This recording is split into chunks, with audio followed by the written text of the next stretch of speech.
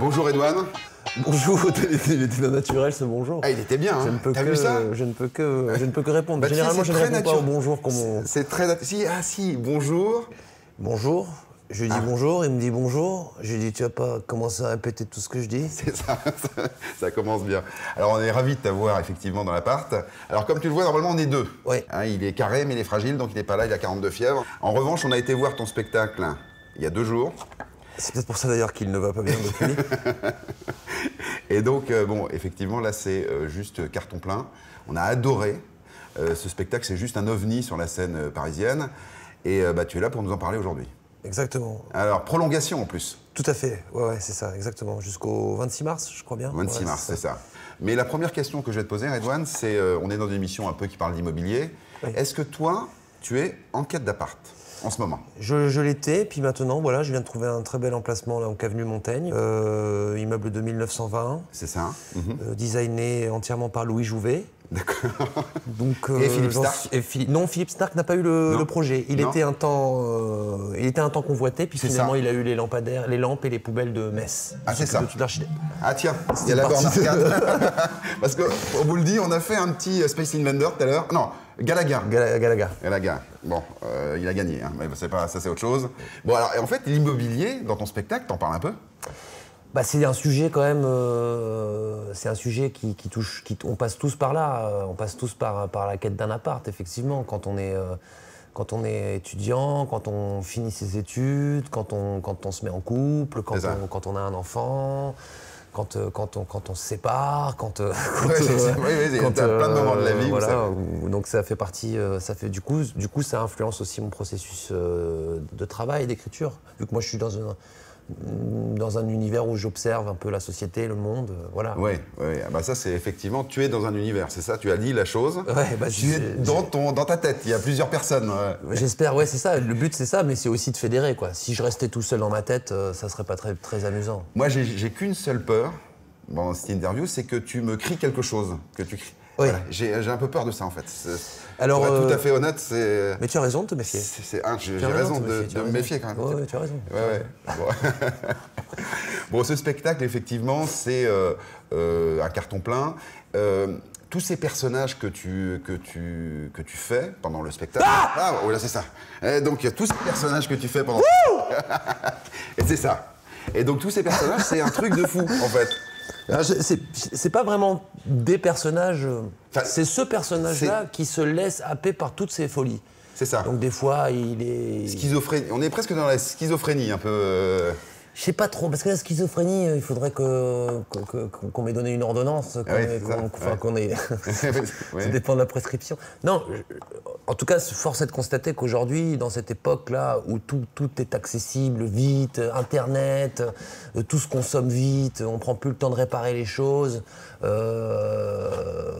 consomme, on jette, on fait pareil dans les relations humaines, on fait pareil dans l'amour, on fait pareil dans la façon de manger, le fast-food, tout ça. Donc effectivement, les émotions, à un moment donné, elles savent plus de qui elles sont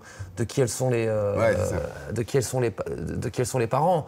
Et mon personnage essaye de rectifier un peu le tir à travers, voilà, il revendique pas sa schizophrénie, il revendique pas sa double identité, mais force est de constater qu'il est, quoi qu'il se passe. Oui. Alors, il y a un truc, Olivier n'est pas là, c'est un musicien, c'est un super musicos. Alors moi, j'avais été te voir à tes débuts au Jamel Comedy Club, où déjà tu œuvrais sur un piano. Ouais. C'était un de tes premiers passages, je crois. C'est ça, oui, tout à fait. Donc je suis un de tes premiers fans, il faut être clair.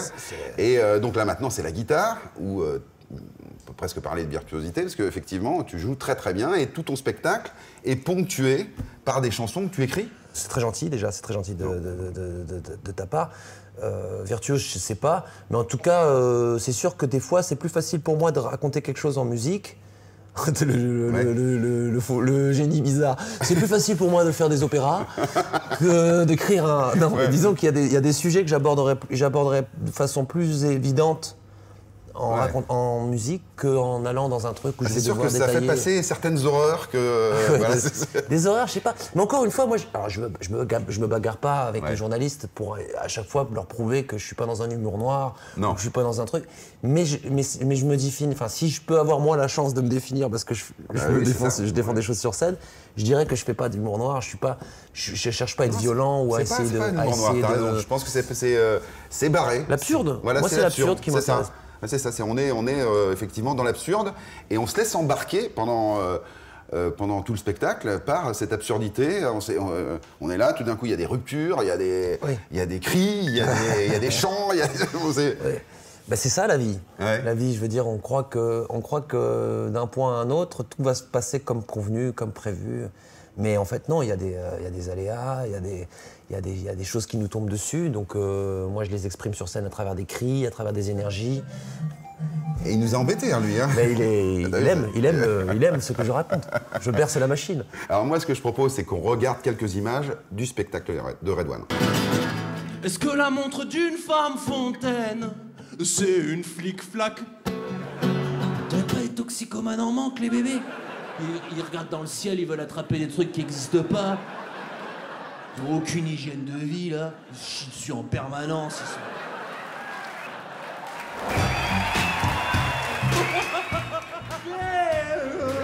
L'hôtesse de l'air, quand elle tire le rideau, la séparation entre la classe économique et la business. T'as vu le regard qu'elle te jette quand elle tire le rideau? C'est pas pour toi, sale pauvre.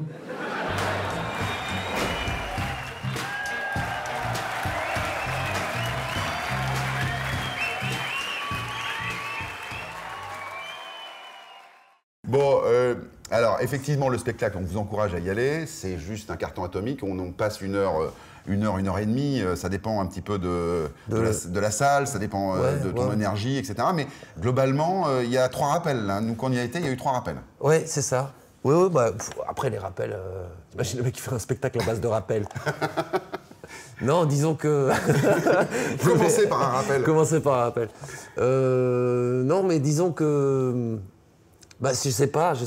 J'aime bien avoir dans l'idée que le spectacle que je défends, il soit un peu hors du temps, hors du moment, hors du coup. C'est ça. Mais en même temps, en étant en dehors, on fait le coup ensemble. C'est ça. C'est ça qui m'intéresse. Alors, il y a une autre aventure qui est extraordinaire aussi en ce moment, c'est le cinéma. Alors, pré-nominé au César, un prix à Venise. Prix du...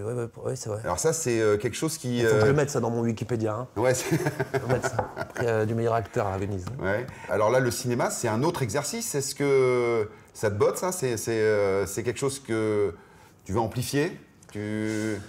Parce que là, c'est encourageant. Enfin, plus qu'encourageant. Bien sûr. Oui, bien sûr, c'est encourageant. Le téléphone sonne déjà. Ouais.